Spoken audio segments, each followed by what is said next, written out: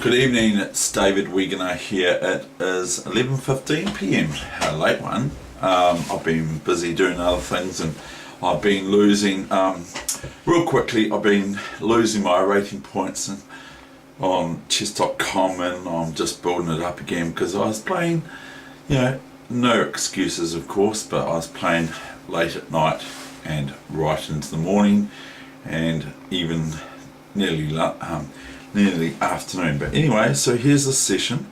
Now first of all, I'm going to bring you a game that was played on the 26th of July. So today's the 27th, so it was played yesterday, and this is about the importance of development, okay? And so I'm white, and I've told the guys here, Kiwi and all that, we're just going to be playing the games today. We're not going to do much clowning around, okay? Anyway, we're just kind of joking, aren't we? Yeah, Dave, we're kidding. I know, but yeah. And what's Honeybee Bear say? He's here too, but anyway, we're going to get on with it, okay? Because otherwise I'm going to be running this thing tomorrow instead. Right, here we go. We've got the old variation I learnt from Chess Informator a long time ago. Right, Queen B4. Now, this is the importance of development, and I will show you, and I'm going to, I play Bishop C7 soon, and I showed my friends at the chess club last night, and they said, you played Bishop C7 there, and you can find it yourself. You played Bishop C7 there because you could play it there. That's why you played it there.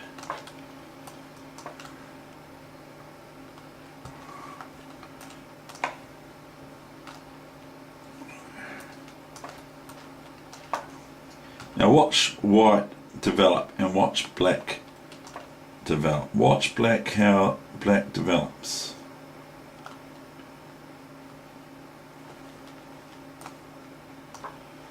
See, I know from a magazine, Chess from England magazine, I just castle. Now black's doing alright. Look, 1, 2, 3 pieces are out, and I've got my rook on an open file. I'm castled. I've just got to move my queen out, and I'm castled, and I'm really finished.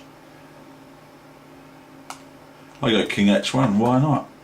I know it looks a bit odd, but it probably is. It's probably not even necessary. Queen F5. He's hitting me. This is where I play my bishop as promised to C7.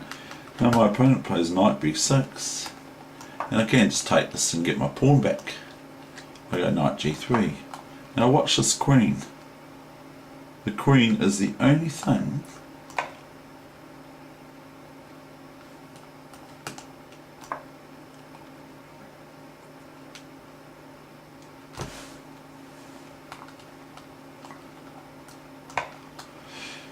oh, this silly, you can't do this, you have to develop. Bishop B6, A B6, Rook B6. So if the bishop moves off here, somewhere, I just take it. I'll just take the B pawn, and I'm going to be a pawn up then. I've sacrificed or gambited a pawn at the start. My opponent was 2030, and I can't believe it because they don't play very well at all. Maybe they just don't like meeting something that's crazy like this. H5. Now, I mean, come on. You know, the writing's on the wall. So I go H5, I go D5, CD5, has black got time, knight D5,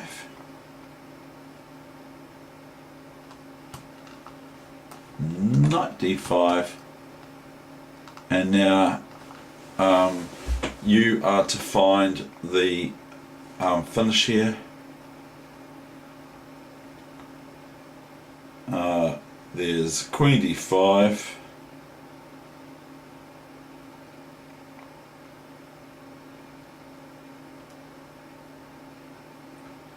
And there's Bishop B5 check. And there's Bishop D5 and Queen D5. So that I will leave for you to find out. They don't want me to show it. They want me to say now. I'll just go. I went Queen D5. And then my opponent went Bishop D7.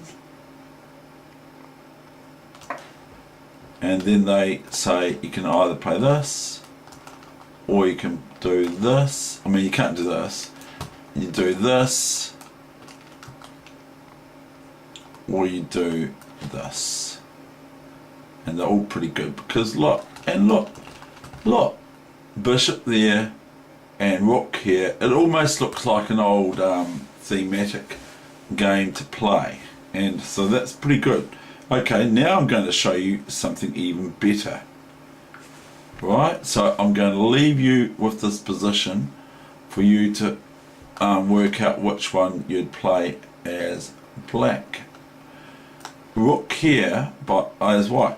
Rook here, by the way, I mean, is not so good, but it's still alright because I can just go chop, and then I'm threatening Queen D7 checkmate, and so Rook can't contest. So here is a broad outline of why development is so important. Now notice Black's H5 move, which is a little bit sort of like I don't know, a bit eager because one, the queen's in the way of the pawn from moving, but it's a bit eager and it's at the expense of trying to attack when black hasn't even got, I haven't even got anything that's majorly weak in my position, I don't believe. And whereas and here's another one too, by the way. Rook here, threatens queen here, checkmate. Okay, so if rook takes, then just queen checkmate. Okay, so that's that game. And now this other one I want to show you, and I'm probably going to write about this quite a bit, is this one here that I played as black.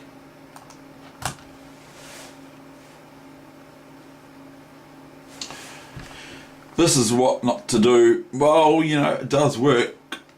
D4, E6, C4, D5. Very clinical. D5. And guess what I found out is Magnus Carlsen plays the stone wall. D5.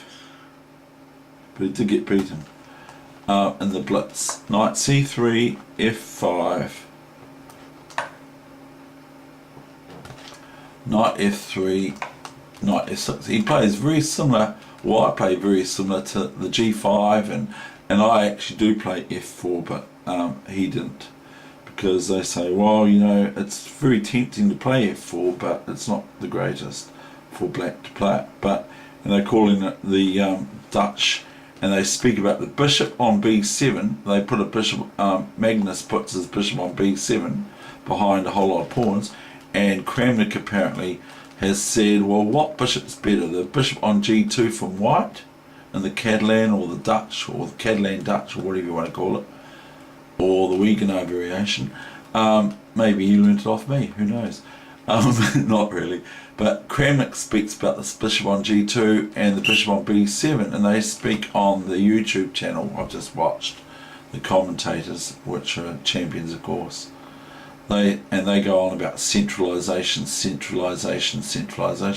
but the bishop on B7 is compared to the bishop on G2 by Kramnik, and Kramnik says, well, I'm not entirely sure which bishop is better, because one bishop's, the white bishop, is eating all this granite. Okay, now this is like I said, this is white trying to just basically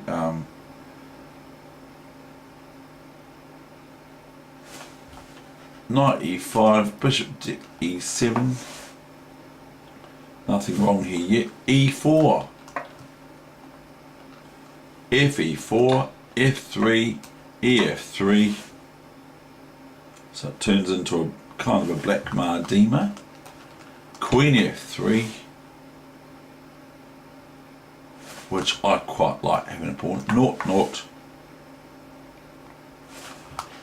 Bishop d3, no fear from white, fair enough. Knight bd7, naught, naught. Knight e5, de5, bishop c5, check, check, bishop c5, check, king h1, knight e4, knight e4, attacking the queen.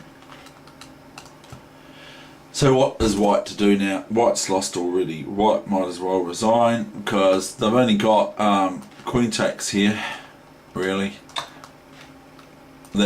I'll have a look what the engine says. Black's won. Black's got it says equal. No. 0.85. Bishop f4. Ah, he's got bishop f4. How well done. Okay. Bishop f4, but it's in Black's favour. I don't know. Anyway, my opponent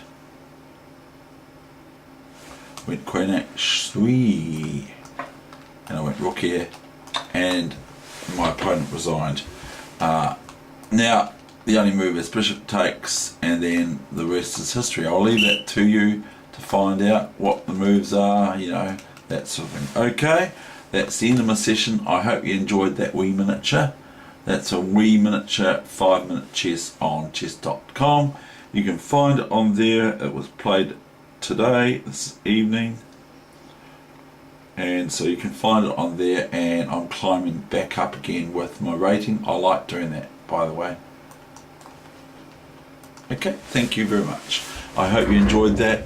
Number 9, develop, develop, develop, and also new one which isn't mine.